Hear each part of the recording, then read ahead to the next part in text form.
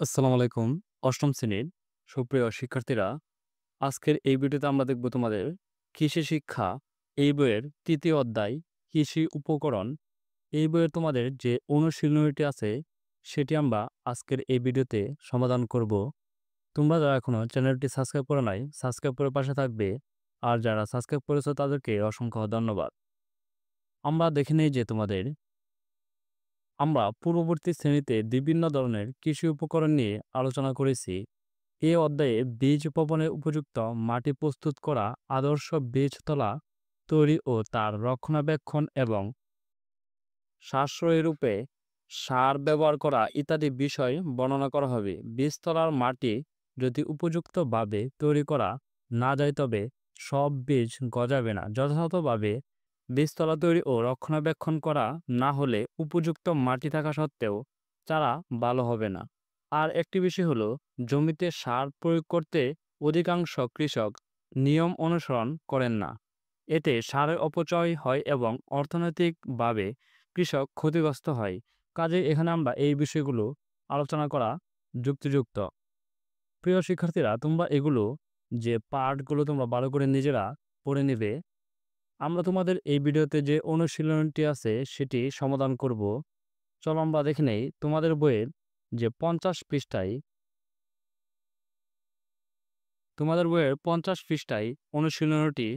প্রথমে আছে বহু নির্বাচনী প্রশ্ন, তারপর হচ্ছে সৃজনশীল ১ এবং সৃজনশীল ২। আজকের ভিডিওতে আমরা এগুলো সমাধান করব। প্রথমে আমরা দেখে নেব যে বহু নির্বাচনী প্রশ্নের সমাধান। ১, সাধারণত ফল বাগানে কোন ধরনের সেচ পদ্ধতি ব্যবহার করা হয়? ক হচ্ছে চেক বেসিন, খ হচ্ছে রিং বেসিন, গ হচ্ছে বর্ষণ বেসিন, গ হচ্ছে ডিপ বেসিন। একের উত্তরটি হবে খ, রিং বেসিন। তারপর হচ্ছে ২, ধান চাষে সেচের প্রতি সংবেদনশীল পর্যায়। ১ হচ্ছে পুষ্পায়নের সময়, ২ হচ্ছে শীষ গড়ানোর সময়, ৩ হচ্ছে বীজ গঠনের সময়। এই ২ এর উত্তরটি হবে ক, ১ এবং ২। তারপর আমরা ৩ ও ৪ এর জন্য এই উদ্দীপকটি পড়ে নেব যে পলাশ নার্সারি তৈরির উদ্দেশ্যে বালুকায় তার গ্রামের বাড়িতে ১০টি বেড তৈরি করেন। বেড তৈরির সময় তিনি জৈব রাসায়নিক সার ব্যবহারের পাশাপাশি চুন প্রয়োগ করেন। এখন আমরা দেখে নেব ৩, তৈরিকৃত বেডের জন্য কত কেজি এমওপি সার প্রয়োজন? ক ১ কেজি, ২ কেজি, ৩ কেজি, ৪ কেজি। এই ৩ এর উত্তরটি হবে ক, ১ কেজি। তারপর দেখে নেব ৪, বেডে চুন প্রয়োগের কারণ হচ্ছে মাটি অম্লত্ব নিয়ন্ত্রণ, ২ হচ্ছে রোগ জীবাণু দমন, ৩ হচ্ছে বীজ দ্রুত গজানো। এই ৪ এর উত্তরটি হবে ক, ১। তারপর আমরা সৃজনশীল ১ সমাধান করব। তার আগে আমরা এই উদ্দীপকটি চলো পড়ে নেই। মুর্শেদ মিয়া এলাকায় একজন সচেতন ও সফল চাষী হিসেবে পরিচিত। তিনি সবসময়ই আধুনিক কৃষি প্রযুক্তি ব্যবহার করে আসছেন।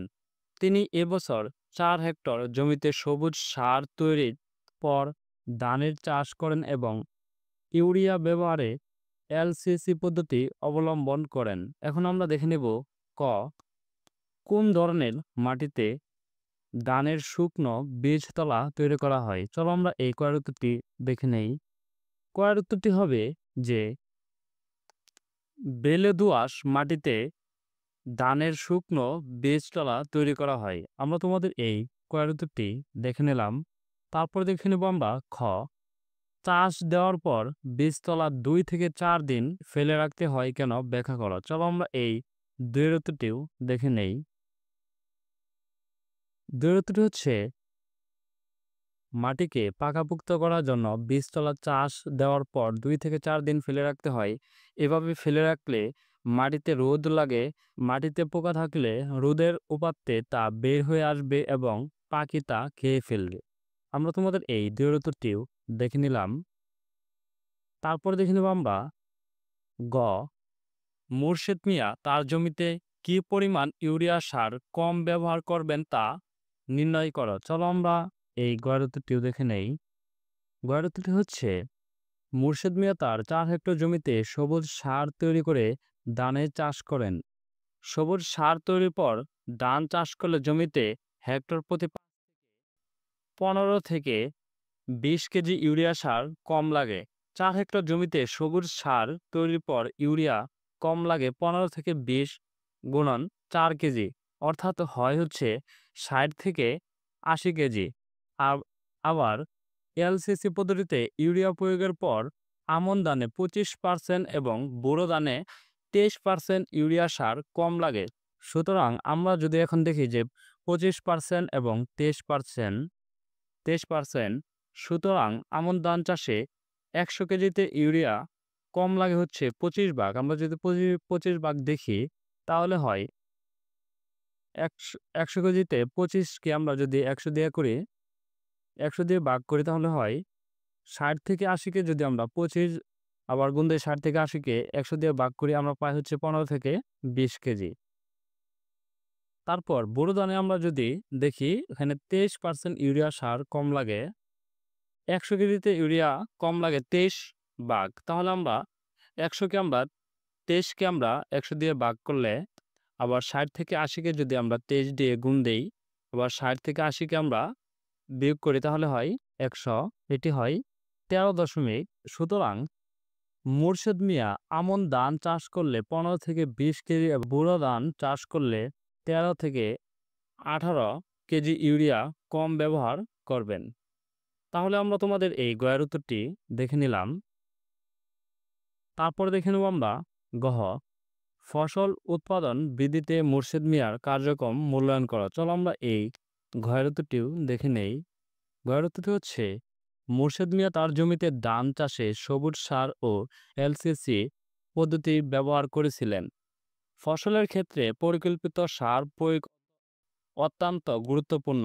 অপরিকল্পিত সার প্রয়োগে একদিকে খরচ বাড়ে, অন্যদিকে পরিবেশ দূষিত হয়। ইউরিয়া সার মাটিতে অত্যন্ত ক্ষণস্থায়ী ও মৌসুম শেষে মাটিতে তা একদমই অবশিষ্ট থাকে না। ইউরিয়া সারে যে পরিমাণ নাইট্রোজেন আছে তার মাত্র 30% ফসল কাজে লাগায়, বাকি 70% নানাভাবে মাটিতে থেকে ধুয়ে ফসলের নাগালের বাইরে চলে যায়। মুর্শেদ মিয়া তার জমিতে সবুজ সার প্রয়োগ করায় হেক্টর প্রতি ইউরিয়া সারের মাত্রা 15 থেকে 20 কেজি কমাতে পেরেছেন।